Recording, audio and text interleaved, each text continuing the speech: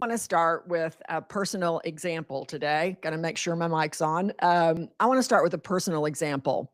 About, I'd say 6 or 8 months ago, my ex, who I'm good friends with, was at my house. He's had some health problems and he could barely walk. He could barely get up out of a chair.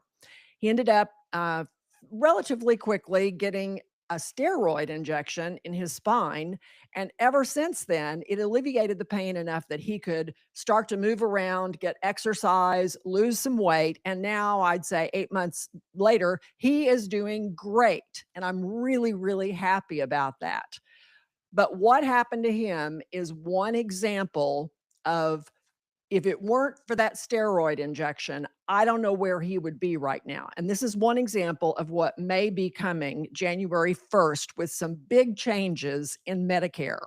So I have invited someone to be on with me today who I can't think of as better qualified to talk about this because he's an MD. He is a former insurance company, health insurance company executive at a fairly high level or a pretty high level. And in addition to that, he owns a company that builds AI. And I'm going to explain why that's so important. So I want to welcome Dr. Dan McCoy, or Doc Dano, as I would call him. Welcome. And thanks so much for joining me. Well, thanks for being here. I'm excited. This is a great topic. And I know you're passionate about it for a number of reasons. I just want to start out. You wrote, this is called WISER. That's the acronym that's coming to Texas and 5 other states as a test coming January 2026. And you wrote that what this is a computer algorithm trained by a for-profit tech company that gets paid to deny your care, will decide whether you need a procedure. What in that statement is concerning most to you out of that entire statement? What most concerns you? I think the biggest thing that concerns me is that whenever there's a really a foundational shift in the way that people have a healthcare offering, then you have to step back for a second, wait a minute, say, okay, is this shift actually a good idea or not? And I think the problem I have with this program is that the traditional Medicare, and let's define what that is, just so everybody's on the same page. Traditional Medicare is what your parents had. It's what probably to some of us, maybe our grandparents had a little touch of it. It's the thing that people know that when they turn, anywhere from like 62 to 67 in that ballpark, they can get on Medicare. And people often see that as like, I made it. I don't have to worry anymore about healthcare costs anymore. I'm kind of good to go, right? And Medicare has always been on this premise that here's the benefit, go use the benefit. It's not been like somebody's going to question your use of it. Nobody's going to do that. Now, you could argue that maybe that's led to some overspending. And certainly that created Medicare Advantage programs, which are really traditional insurance that's sort of backed by Medicare. We're not talking about that today because those are insurance products. And everybody knows what an insurance product is. An insurance product means that you're taking on some additional rules and responsibilities in exchange for some lower cost. You kind of go in knowing that when you're dealing with Right. insurance, that there You are going to know be going in. barriers. Yeah, you know that. You know that going in. But in traditional Medicare, most people don't, patients at least, like your ex who got the injection, it should have never crossed his mind if he's on traditional Medicare that his just treatment would not be covered. Now, but let me say something. His doctor could have gotten in trouble if the doctor has done something they shouldn't be doing. And clearly that was how Medicare did the enforcement. They looked at post-treatment claims and decided whether or not it should be covered, but the only person penalized there was the provider, not the patient. Now we've put the patient ahead of the bullet, not after. Okay, let me ask you. You mentioned that some of the way Medicare was structured, particularly now, there are so many more things available that we can do in terms of medicine that could have led to some abuse or overuse or things like that. What, in your opinion, is problematic about this way of allegedly addressing that? Well, I have a lot of problems with it, just to be fair. So there's not just one. I have quite a few problems with it. But the biggest single problem I have is that there are in a traditional insurance product, most insurance companies would have never gotten away with this. There are rules and protections in place for people that get prior authorization and approval for treatments. Yes, I know people kind of live in the world that, insurance companies have somebody sitting in the background that hits deny, deny, deny, deny, deny. But in reality, what's happening is somebody is bouncing that against an approved medical policy that is published and everybody knows what it means.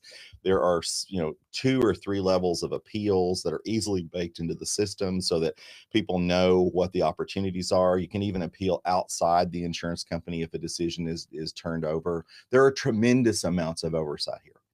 Whereas in this particular system, again, what we see today, where again the rules maybe will change and we'll get more insight, but it appears that those decisions of denial, which it looks to be by an algorithm, and then the whether or not it gets approved or not will be by company employee, and then the company will then profit based on how much waste they have. That's just code word for saying how many of those procedures get denied. And to me, I have a problem with that approach. I think that's goes against everything I believe in about taking care of patients. So what I hear you saying, I think, is that as a former insurance company executive, you are saying that and most of us, frankly, me included, hate the whole prior authorization thing in insurance. I'm not a big I'm not a big fan of insurance companies, just to be frank with you, because I feel like I pay and I'm sure a lot of people feel the same way. You pay what you're supposed to pay, and then, oops, we don't cover this. We don't cover that. You have to get approval for this. You have to get approval for that. But what you're saying is that, in your opinion, as a former high level insurance company executive, this program that the government is about to impose on Americans, on seniors, doesn't even have the safeguards that an insurance company would have, doesn't have the rules an insurance company would have had to abide by? What I'm saying is, I don't know if they do or not. We haven't really seen a lot of transparency, or at least I haven't been shown a lot of transparency on what are they actually following related to medical policy. So you mentioned spine injections. There's some data out there, quite a bit of data to show they don't do anything that much long term.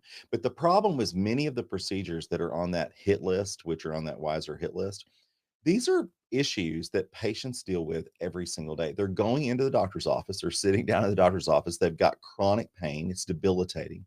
And by the way, there's not a lot of options for these treatments. There's not. So physicians sit in the room trying to help their patient. Are physicians, profiting on these procedures? I'm sure there's fraud, waste, and abuse. I'm not going to say that at all. But intermixed with that fraud, waste, and abuse are patients in pain. And I think the problem that I have is that I don't know what the rules are. I know what they are on the insurance side. And I know that if an insurance company came out and said, we're going to put in AI that's going to deny claims, and then somebody within our company is going to be the only person to determine whether or not that's going to be approved or not. And guess what? If we deny it, we're going to profit from part of the take. I can tell you they'd all be hauled before a federal committee.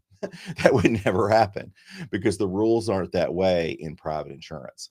Again, here, I don't think we have a lot of insight. Now, maybe that'll come out, but right now, I'm concerned. Right now, the way you read what you read right now, you don't Right. see that in place. Talk about, you mentioned Mm. knee pain. What are some of the procedures that are fairly common that this is going to affect? Yeah, so let me just pull them up over here on my computer just to make sure I stay on task, right? So there's several neurologic treatments, and honestly, almost all of them require some sort of electronic, expensive medical device. So you can sort of see kind of where they're going. Some of them are relatively new. Some of them are, have been around for a while. But let's pick one of them: deep brain stimulation for Parkinson's disease. Horrible disease. Horrible disease. Horrible. Okay. Devastating, and I would argue terminal disease.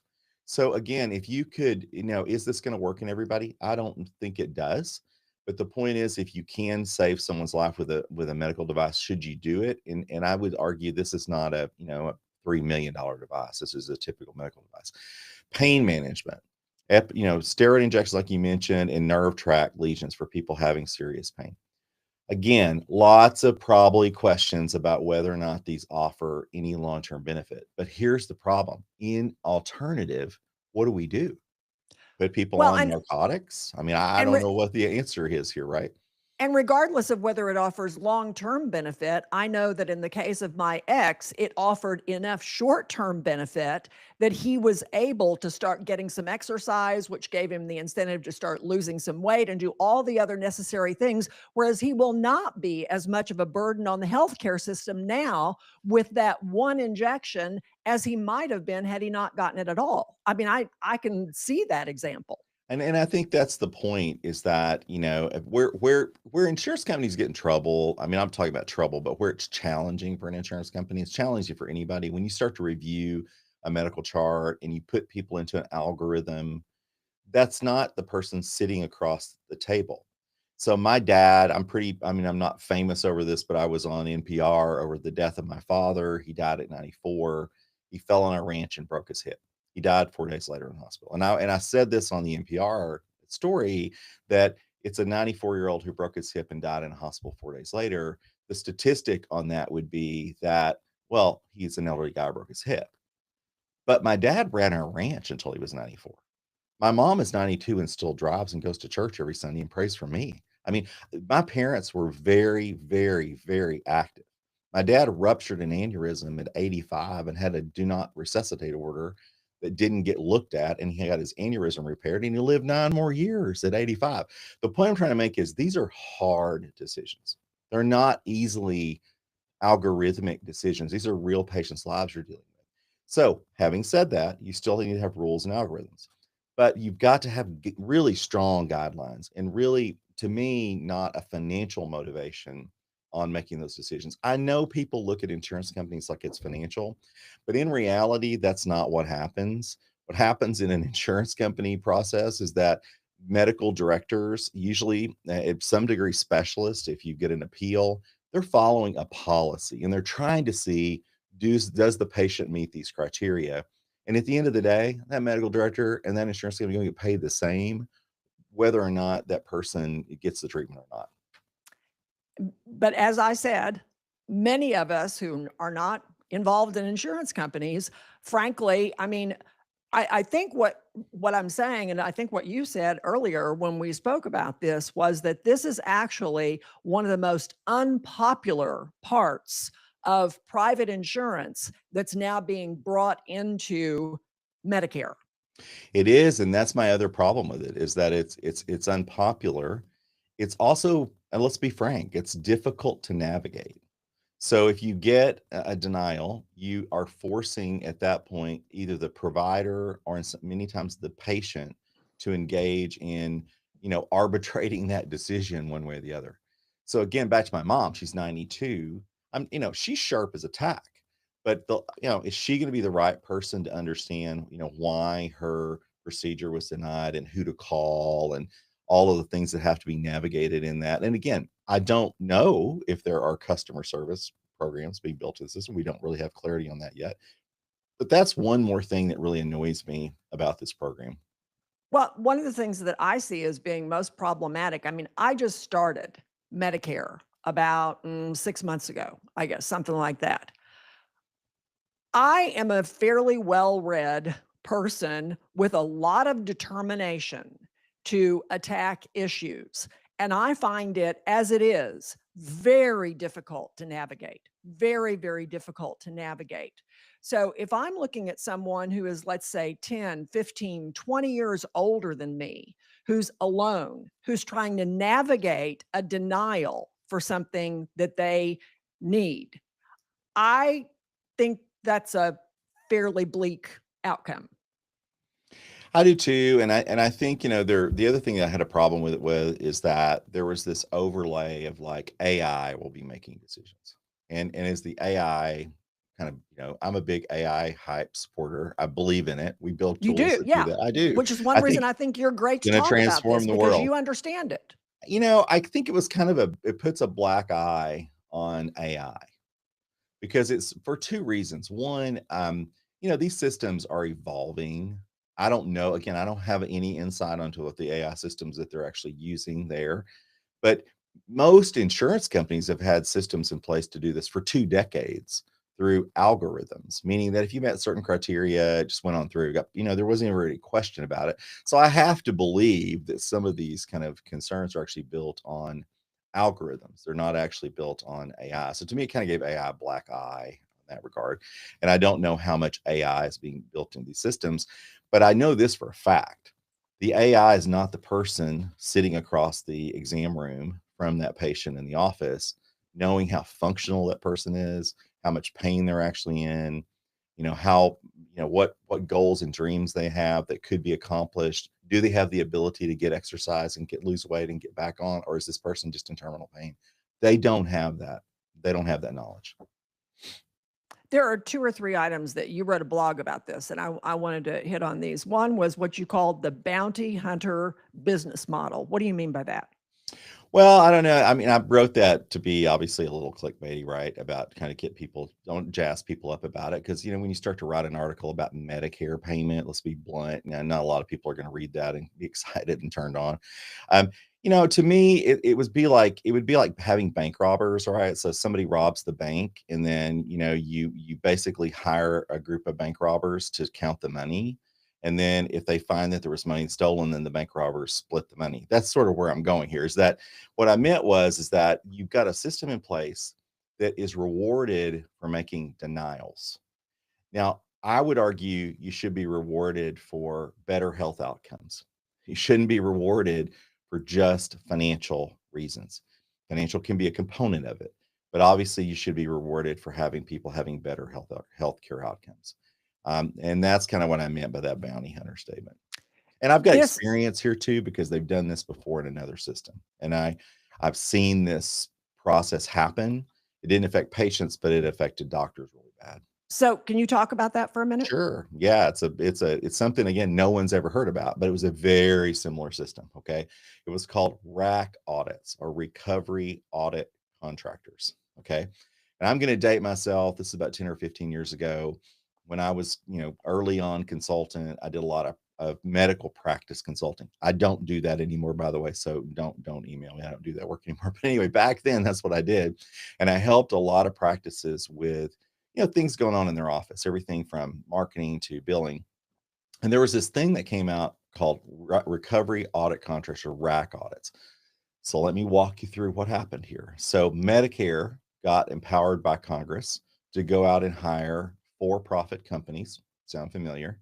And these for-profit companies would come in and audit the records of doctors and determine whether or not the doctor should have done the care or not. Okay. So whereas right now in the Wiser program, we're hiring a third-party company that's going to get paid for going out and looking at patients' decisions before therapy. But here, RAC audits were actually done after therapy. Now, you might hold your hand up and say, well, wasn't that the right way to do it? Except these companies were also rewarded on how much fraud, waste, and abuse they found. So let me kind of walk you through a simple scenario. I got hired by a practice who had a RAC audit. RAC audit came in and pulled 20 charts from the practice, and they found that the practice owed about $350,000 in overpayment and sent a bill to the practice for $350,000. I got called And in.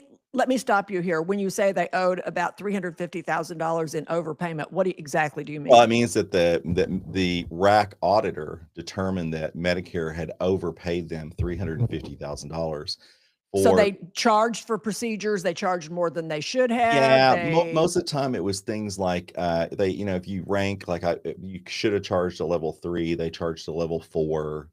Okay. Maybe many times I think they were only allowed to give 10 milligrams of drug to a patient, but the patient was really sick and they got 20. They billed for 20, but Medicare only covers 10. So they disallowed the extra 10. Keep in mind, the patient got the treatment, got the therapy, probably needed it from the doctor. So I get hired to come in and say, help them out. So of course we hired an attorney. We fought it, with the attorney. But the bigger things that we did is we implemented a lot of changes in the practice. We put in an electronic medical record at a cost of about 150,000 bucks back in those days. We put in auditing procedures, meaning we would audit charts on our own. We brought in training. We trained the staff on correct auditing. We trained the physicians on correct coding. We started to do regular cold audits, meaning we would put in systems where we would pull 10 to 20 charts a month and pay to have them professionally audited to see for problems and trends so that we could pick up on them and actually fix them. The practice was full bore in making this improved. 18 months later, we get that practice got a repeat rack audit. They pulled 20 charts. Now, this time we had a system in place. So we looked at the same 20 charts. We found a questionable issue in one out of the 20 charts, 19 pristine. The rack auditor came back and said 17 charts were denied. Exactly. Now, I'll be honest with you, I successfully argued with the rack auditor to say bullshit, for lack of a better word, and we were able to get that practice from moving out of it. But it just gives you an example that for that 24-month period or so, the practice had this hanging over their head. They had spent $700,000 between the audit findings and the improvements and the repeat audits. And what did we accomplish from all that? Nothing. Because in reality, they came back and said we still had 17 charts. So they didn't have to pay anything on that second audit. But the point And I'm I, going here is that this is an example of these draconian style systems that are put in place with not a lot of oversight where people get paid for finding problems. That's wrong. I mean, that's what I was going to say. I mean, I'm not great at math, so I'm having to follow some of what you're saying here. But what I hear you saying is this is an example of what happens when a company is paid, gets a cut, gets a cut for denials. Right. Is that correct? Correct. And honestly, in insurance companies today, really, that's not allowed. Insurance companies have to follow medical policy. And so they're not really paid on that. Now, you could argue that in fully insured plans and things like that, but there are so many rules on it because it's been around so long. And let's be honest, years ago it was probably abused. And so that's led to a lot of changes in the insurance industry. It's very mature. Not going to say that you're not going to end up having a problem with a denial and that insurance companies may not be the most responsive and still have to go through kind of an archaic phone system to get it fixed. That's all true. But at the end of the day, there is a pretty established kind of, I don't want to call it case law, but let's just say pretty established formula on how it actually works. And that's not here. I don't see that going on here. One of the other terms that I saw in the blog post that you wrote was the great expansion trap. Can you address that? Well, I think I was referring to there that, you've got a system here with Medicare, which is fundamentally we've never done this before. We've never put a burden on a Medicare consumer to impede their ability to get care. You think of it like a hurdle, okay? I mean, care delayed is care denied. So if you can figure out ways to delay care, right, then you're going to actually end up de facto denying it because some people are just going to get better. They're going to give up. It's not going to get delivered. Medicare has never really had that. Didn't have to have a prior authorization. Don't have to have a referral from your doctor to see a specialist. You can go wherever you wanted. This is an example, and to me, the biggest fundamental change in Medicare for participants since the system started. Every other system, if you think about in Medicare over the years, most of the time, Medicare, innovations have been expansion. It's been like, we're going to cover drugs, we're going to provide some sort of dental benefit, right? There have been what I would call expansions of the program. Here you've got potentially kind of an impediment in the program or a limitation. What, in your opinion, are we trading away? Well, I think we're losing. I mean, to be blunt, I think we're losing sight of the forest for the trees here. I mean, everybody knows that Medicare is unsustainable. There's too much fraud, waste, and abuse. And let me be frank, I think AI will play a huge role here. Okay, I think AI could be sent to goodness here, not necessarily used for badness. But we have to do some things to fix the problem. I just think we can't be reckless in the way we're doing it. And to me, these kind of programs to me appear to me to be reckless. I think there are so many better opportunities to improve access to care, to put in place things that focus on outcomes rather than payment. keep in mind also that most of the physicians that are in this system in that sort of journey with the patient, they haven't had a significant Medicare pay increase in decades. So it's not like you're dealing with with a crowd of doctors out here who are trying to overuse and abuse the system. Don't get me wrong, there are bad actors out there, but by and large, huge number. And when I say huge, 97%, eight, probably more than that, physicians in this space, they're just trying to help their patient. So I don't want to get into a lot of detail on this because this is almost a whole other interview. But you mentioned that there are better ways to do this. Can you give me just one brief example that would focus you mentioned focusing on outcomes as opposed to denials, which sounds good to me. What do you mean? Well, I mean, I think let's just pick an easy one. Patient-centered medical homes, right? I mean, being able to pay your primary care physician more to manage your care better, okay? And to be able to supervise the utility of those treatments. So, you talk about that cervical injection. Who's going to know better about whether or not that would really be a good treatment for that, for your ex? You could argue that the person giving the injection may have some kind of economic incentive in there to overuse it, but your primary care physician wouldn't. And your primary care physician that's overlooking your care doesn't really get reimbursed anything by Medicare for overlooking the care of their patients. So that's one example. Prescription drugs.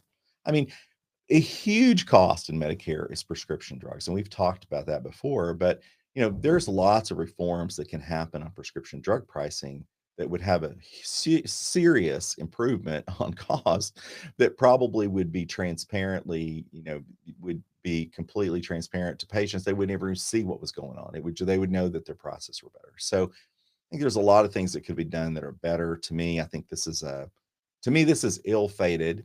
And if it works, if it sticks, it's going to be a fundamental change in the way Medicare is delivered in the United States. So you have some ideas on what people should do because you and I talked about this, and I think you said that you think it's too far down the road. It's not going to be rolled back. That they're going ahead with this. So, question is always, what are we supposed to do? Well, I think it is going to happen. I mean, I don't think it can be rolled back. I mean, the way it was built, in just putting politics aside, the way it was kind of implemented, it makes it difficult for Congress to say make an immediate change. So I don't know that calling your congressman is really going to have much immediate effect, although I don't think it's a bad idea to do. I think we're going to have to really kind of see what kind of effects happen.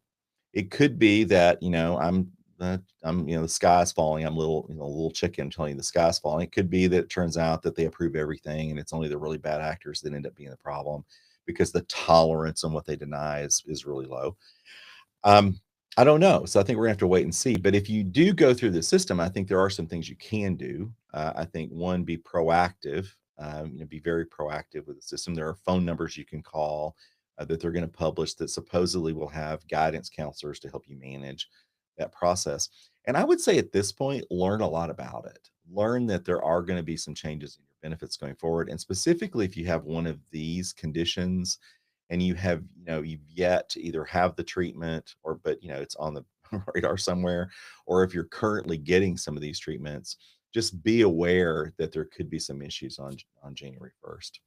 One of the things that I've suggested on my social, where a lot of people have had questions about it, is I've just said, talk to your doctor now before 2026 rolls around. I don't know, maybe that procedure that's scheduled for 2026, maybe that procedure could be done now. Maybe is that legit advice or not? Just a I don't patient. know. I'm not a big fan of doing procedures until you need them. So that's the other problem I have is that, why I wouldn't want somebody to go get a cervical fusion, just because it might not be covered later. I think I wouldn't ever recommend doing that. I think you should get that procedure done when you need it. But the point is, when you do need it, you should be able to get it done, right? You shouldn't have to worry about these rules, which is one of the reasons I have a problem with them. And the second thing, you made a good point about talk to your doctor. This is absolutely no fact what I'm about to tell you. I would not be shocked if 50% of physicians aren't really aware of these programs. Now, I think if you're a physician that's engaged in these treatments, You're probably aware of it. Wouldn't shock me at all if this is news to your primary care physician. It was news to me, and I'm immersed in healthcare. So when I read about it, I thought, okay, this kind of silently came out, Yeah. and but to me, this is really to me a fundamental shift in the way Medicare is reimbursed in the US. So I know that you're an former insurance company executive. I know that you're the builder of a lot of AI products, but I think at your heart, you're an MD and a physician. As a doctor, a caretaker of others, just any closing thoughts on this subject? I think if you sit across if you're sitting across an exam table from a patient, and as far as a guiding principle for me, if you make the right decision for the patient and you put in place policies that are the right decisions for populations of patients, guess what? Things tend to turn out okay. If you tend to look at other things to make your decisions like financials or politics or whatever you want to look at, the person that gets harmed is the person sitting across the table in the exam room. So to me, the guiding principle for me has always been what's in the best interest of the patient. And I would argue this policy I would have grave concerns about. Where can people find you to find more in health related information? Well, they can reach out to me on LinkedIn. That's real easy to do. So if you're on LinkedIn, reach out to me there. You can just send me a direct message. And also you can connect with me on, we'll put my credentials on your YouTube channel. And also you can reach out to me on Instagram, Facebook, Doc Dano. It's pretty easy to find. And I have a blog as well where I write about this information. So thanks for sharing me. I had a great time. Thank you, Dan. So appreciate your information on an important subject Thank for you. all my fans and followers. We really appreciate it. So Oh, I'm thank speaking you. on their behalf. Thank you Great. very much. Thank you. Have a great day. Great seeing you. You Thank too. you. You Bye. too.